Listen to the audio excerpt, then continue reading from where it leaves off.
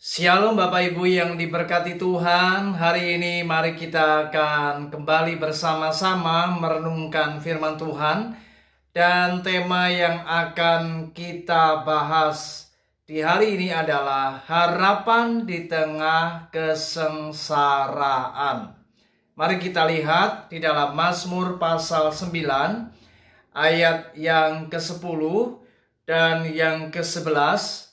Kita akan baca dua ayat ini terlebih dahulu. Firman Tuhan berkata, "Demikianlah Tuhan adalah tempat perlindungan bagi orang yang terinjak, tempat perlindungan pada waktu kesesakan. Orang yang mengenal namamu percaya kepadamu, sebab tidak kau tinggalkan orang yang mencari engkau, ya Tuhan." Saudara, pengalaman pemazmur begitu sangat luar biasa. Bagaimana di dalam Mazmur pasal 9 ini dia benar-benar memiliki sebuah keyakinan yang luar biasa terhadap Tuhan. Dan ia benar-benar yakin bahwa Tuhan dikatakan adalah tempat perlindungan bagi orang yang terinjak.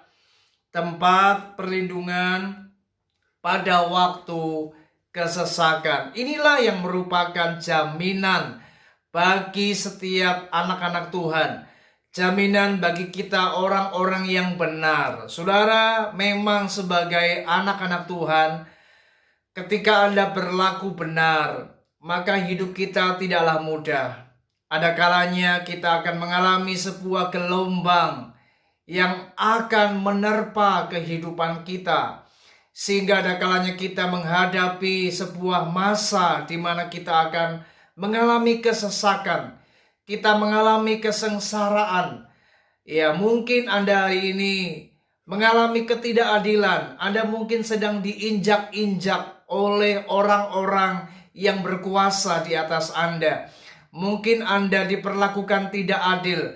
Mungkin Anda mengalami sebuah penghinaan dan banyak lagi perkara-perkara yang membuat kita di dalam sebuah penderitaan, di dalam sebuah keadaan yang benar-benar menyesakan.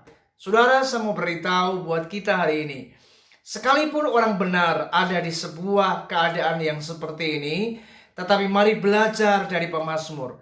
Pemazmur begitu percaya dan dia yakin bahwa Tuhan dikatakan tidak akan pernah meninggalkan orang-orang yang mencari Dia.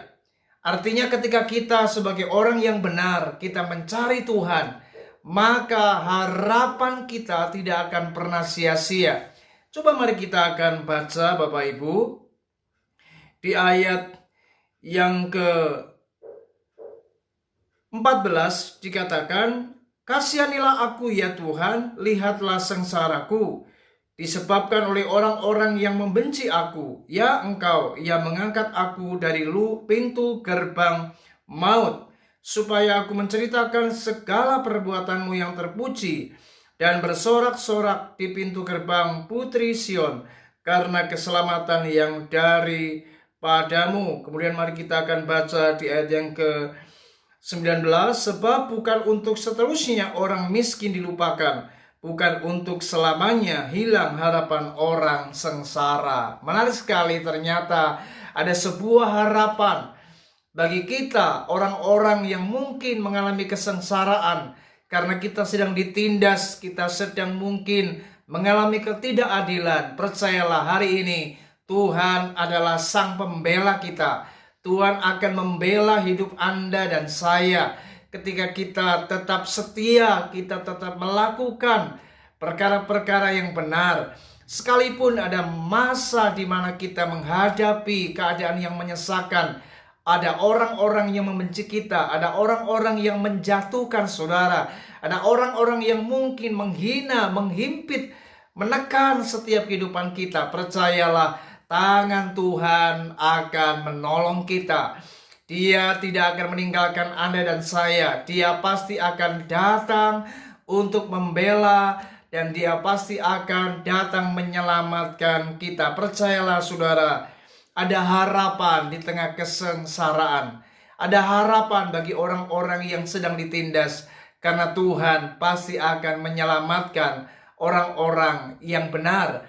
Sekalipun di dalam tindasan, tetapi Tuhan akan membelanya dan akan mengangkat orang-orang yang tertindas, orang-orang yang sengsara akan melihat kemuliaan dari Tuhan.